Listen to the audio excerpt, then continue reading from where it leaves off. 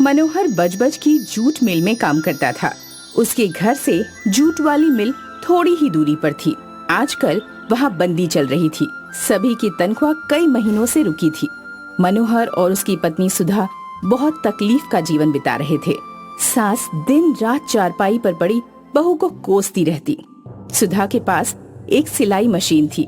सुधा सिलाई करके घर का खर्च चला रही थी। मनोहर जैसे ही घर आया, क्या करूं, कुछ समझ में नहीं आता। कुछ पैसों का इंतजाम हुआ? पहले पानी दो, बहुत थक गया हूँ। बड़ी देर हो गई। नहीं, मजदूर संगठन की मीटिंग थी, इसीलिए देर हो गई। पैसे का कोई इंतजाम नहीं हुआ, कहाँ से करूँ? मैं सोच रही हूँ गुड्डू को लेकर मैं कुछ महीनों के लिए मायके पटना चली जाती हूँ। पटना जाने के लिए भी तो पैसे चाहिए, वो कहाँ से आएंगे? मैं जरा कुछ कपड़े देकर आती हूँ।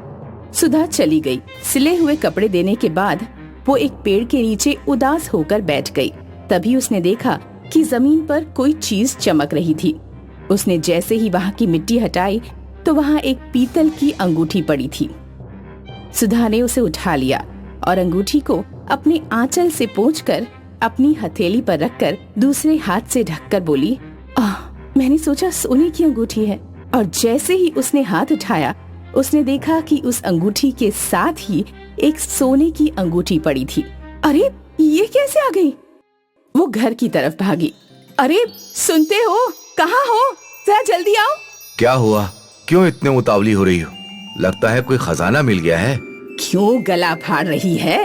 कोई भूत प्रेत देख लिया क्या? हाँ हाँ, कुछ वैसा ही समझो। क्या मतलब? सुधा ने उसे पूरी बात बताई और अंगूठी उसके हाथ में पकड़ा दी। ये तो सोने की अंगूठी है, कहाँ से मिली? देखूं तो सही। सुधा ने फटाफट पीतल वाली अंगूठी को हथेली पर रखा और दूसरे हाथ से ढक दिया, आंखें बंद करके। मेरे पास सोने की चेन नहीं है, अंगूठी मुझे सोने की चेन दे दो। तभी उसके हाथ में थोड़ी सरसराहट हुई। उसने हाथ झटक दिया और एक मोटी सोने की चेन जमीन पर गिर पड़ी। हमारे तो भाग्य खुल गए। हाँ ठीक है, अब ये बात अपने तक ही रखना। एक चीज, बस एक चीज और। मेरे बच्चे को खाने पीने का ढेर सारा सामान चाहिए था। सुधा ने पीतल की अंगूठी उठाई, हथेली पर रखा और आंखें बंद करके बोली, मेरे बच्चे को खाने पीने का ढेर सारा सामान चाहिए। तुरंत उनके घर में कई सारी दूध की बोतल, फल, मिठाई, बिस्किट और टॉफियों से भरी एक टोकरी हाजिर हो गई। हाय राम, कितना सारा सामान है। अरे लाओ, ये अंगूठी ठीक से रख दूं, जब जरूरत होगी तभी इसको निकालेंगे। सुधा खुशी खुशी सारे काम निपटाने लगी। दोनों खाना खाकर सोने चले गए।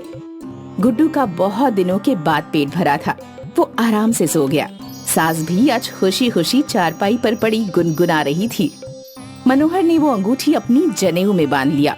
तभी अंगूठी से आवाज आई, तुम इस अंगूठी से दिन भर में सिर्फ 3 चीजें ही मांग सकते हो, पर ध्यान रखना, जो कुछ मांगोगे उससे किसी दूसरे का अहित नहीं होना चाहिए। मनोहर अचकचा कर उठ गया। जब उठा तो पसीने से तर था। ये आवाज किसकी थी? शायद इसी अंगूठी से ही आवाज आई। ये अंगूठी तो बोल भी सकती है। सुधा, सुधा, ये देखो, क्या कमाल की चीज पाई है तुमने। ये अंगूठी तो बोल भी सकती है। बहुत देर तक बात करते करते दोनों की आंख लग गई। तभी मनोहर के कान में कुछ लोगों के बोलने की आवाज सुनाई पड़ी। वो कान लगाकर सुनने लगा। जिस जूट मिल में काम करता हूँ, उसको कुछ लोग जलाने जा रहे हैं। मुझे जल्दी जाकर अपनी मिल को बचाना होगा, वही तो हमारी रोजी रोटी है। मनोहर झट से उठा और हाथ में टॉर्च और एक लाठी लेकर मिल की तरफ भागा। जल्दी चलो, मिल में आग लग गई है। अधिकांश लोग मिल के स्टाफ क्वार्टर्स में रहते थे। कई खिड़कियां फटाफट खुल गईं। सब लोग दौड़कर उसके पीछे आ गए। मनोहर जब मिल के नजदीक पहुंचा तो उसने देखा कि मिल में वाकई एक कोने में आग लगी है। सब लोगों ने मिलकर आग पर काबू पा लिया, बल्कि मनोहर का हाथ भी जल गया। लोगों ने उससे पूछा, तुम्हें कैसे मालूम हुआ कि आग लगी है? मुझे पता नहीं, नींद आ रही थी।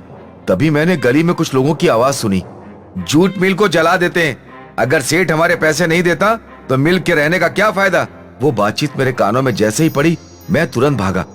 आग ज्यादा नहीं फैली थी, मिल बच गई थी। जब वो घर आया तो उसकी पत्नी, इतनी रात को कहाँ चले गए थे? मनोहर ने उसको सारी बात बताई और वहाँ जाकर देखा तो वो लोग आग लगा चुके थे। तुम्हारे हाथ भी जल गए हैं, लाओ दवा लगा दूं। हाँ, दवा लगा दो। इसके बाद दोनों सो गए। सुबह सुबह ही किसी ने दरवाजा खटखटाया। खोला तो मिल के मालिक खड़े थे।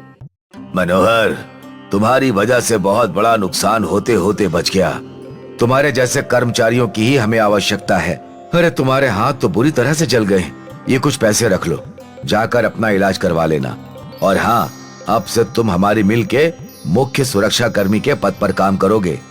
सेठ जी, बहुत बहुत दया है आपकी। सेठ जी चले गए। सुधा, अरे जल्दी जाओ, ये देखो सेठ जी ने मुझे इलाज के पैसे भी दिए हैं और मुख्य सुरक्षा कर्मी का पद भी दे दिया। ओह, चलो तब तो हम आसानी से इलाज करवा सकते हैं। अरे सुनो, हम अंगूठी से 3 चीजें मांग सकते हैं ना? तो उस अंगूठी से कहेंगे कि तुम्हारे हाथ ठीक कर दे। अरे हाँ, मैं तो मिल की आग के चक्कर में भूल ही गया था। चलो पहले दवा लगा दो और चलो अंगूठी निकालो। सुधा अंगूठी लेकर हाथ में रखकर आंखें बंद करके, इनका हाथ ठीक कर दो, हमें भी एक अच्छी रहने की जगह दे दो और हमारी मिल खुलवा दो।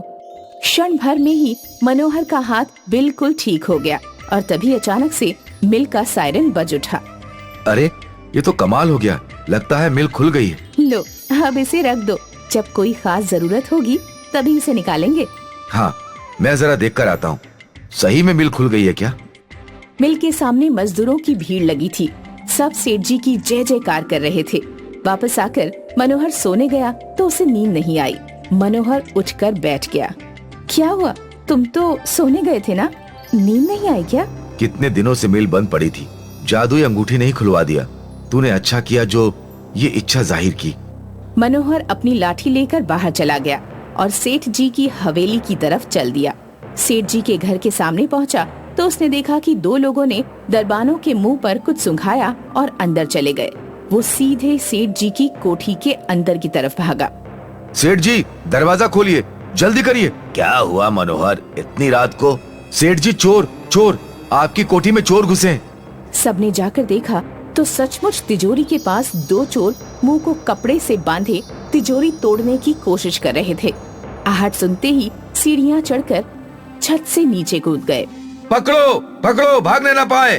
उन्होंने चोरों का पीछा किया और उन्हें दबोच लिया और सेठ जी के सामने ले आए। इनको बंद कर दो, अभी पुलिस को खबर करता हूँ।